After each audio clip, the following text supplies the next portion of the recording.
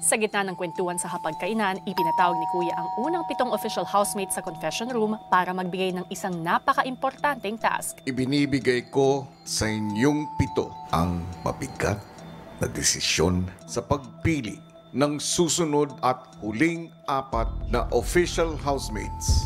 Oh my God. Mula sa mga house guests na sina Jaren, Mark, Dylan, JM, Kanata, Therese, Rain, at Den.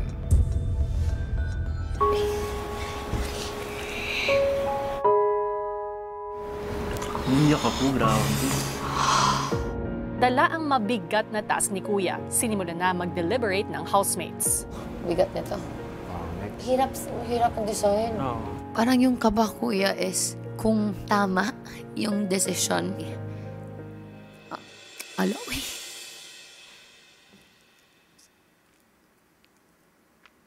Sorry, kuya. Ayoko makita ng house guest, kuya, yung hindi mga napili na malungkot. Si Den na lang yung last. Unfair sa 7 housemates. Unfair din sa kanya. In a Dahil ito different lang yung way. chance. Yeah. Sa house guests po na lately ko na lang nakilala po, sobrang bigat na. What more pa po kay Ding Dong na partner ko po. Tapos alam ko po yung pangarap niya. At ito po talaga yung gustong-gusto niya. Na ano yung utak ko, parang nalilito na. Grabe yung emotional attachment na, sa totoo lang. Hirap kasi 4 yung mawawala eh.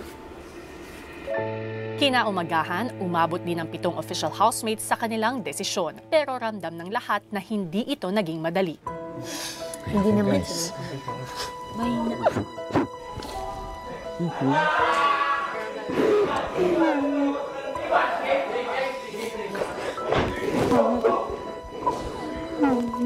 Feel ko nag-decide na sila.